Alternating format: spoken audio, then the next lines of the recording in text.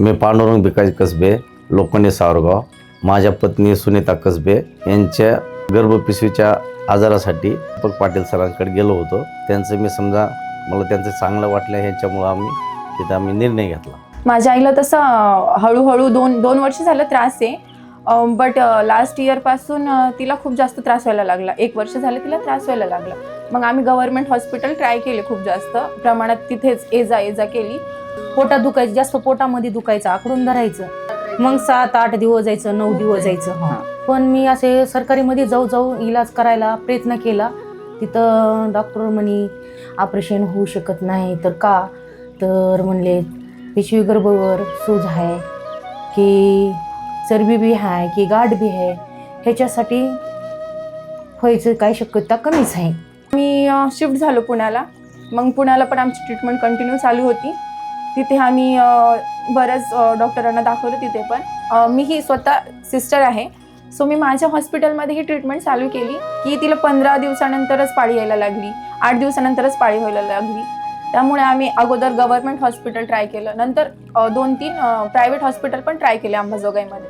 मग त्यानंतर आम्हाला तसा रिस्पॉन्स नाही मिळाला आम्हाला, जसा आम्हाला कोणी विश्वासात घेऊन त्या गोष्टी पटवून नाही सांगितल्या, किंवा आमचे जे प्रश्न होते त्याचे उत्तर आम्हाला नाही मिळाले दुसऱ्या हॉस्पिटलमध्ये. म्हणून आम्ही पाटील सरांकडे जायचा निर्णय घेतला.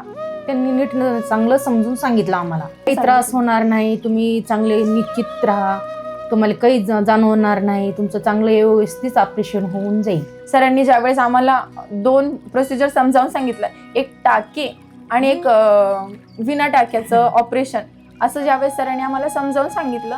टाक्यांमध्ये आम्हाला 12-13 टाके पडणं साहजिकच होतं. त्यामुळे आम्ही बिना टाक्याच्या ऑपरेशनमध्ये आमचा कल जास्त राहिला. बिना टाक्याच्या ऑपरेशनमध्ये आपला पेशंट दुसऱ्याच दिवशी बरा होईल, असं सरांनी ज्यावेळेस आम्हाला विश्वासात घेऊन पटवून दिलं या सगळ्या गोष्टी. तुम्ही आता घाबरायचं नाही, काय नाही. दुसऱ्या दिवशी लगेच माझं ऑपरेशन केलं आणि मला कळालं सुद्धा नाही अजिबात. आणि दुसऱ्या दिवशी ऑपरेशन करून बी मी चांगली हालचाल केली. पाटील सरांनी या दरम्यान खूप मदत केली आम्हाला. तिला समजावून सांगितलं, तिला मानसिक आधार दिला, ज्याची तिला खूप गरज होती. घाबरत होती ती खूप जास्त, पण पाटील सरांनी मानसिक आधार दिल्यापासून पण घट्ट झाले. मी एकदम व्यवस्थित आणि एकदम व्यवस्थितपणे पार पडलं.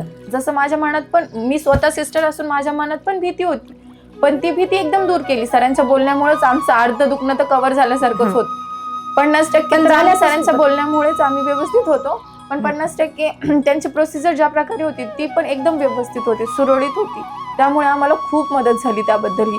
आणि आम्ही सरांचे खूप आभारी आहोत की सरांनी आम्हाला एवढी चांगली ट्रीटमेंट दिली. मी स्वतः हॉस्पिटलमध्ये काम करत असून सुद्धा मी एवढं डॉक्टर आणि पेशंटमधलं एवढं स्ट्रॉंग कनेक्शन नाही बघितलं जेवढं सरांचं असतं तेवढं. आणि खूप चांगल्या प्रकारे आमची मदत झाली. त्यामुळे एकदम आनंद वाटला आम्हाला. माझी पेशंट बरी आहे, त्यामुळे मलाही खूप आनंदी आहे मी पण, आणि मलाही सरांचे आभार मानायचे. एवढंच. वयाच्या 40 नंतर स्त्रियांमध्ये गर्भपिशवीमध्ये अचानक बदल घडून येतात. त्याच्यामध्ये अस्तरांमध्ये खूप जास्ती वाढ होणे, कमी अंगावर जाणे किंवा खूप जास्ती प्रमाणामध्ये अंगावरती जाणे, गर्भाशयामध्ये सूज येऊन काही गाठी निर्माण होणे, या सगळ्या लक्षणांची जर तुमच्या सोनोग्राफीद्वारे तुम्हाला निदान होत आहे तर तुम्ही नक्की पाटील हॉस्पिटलमध्ये या.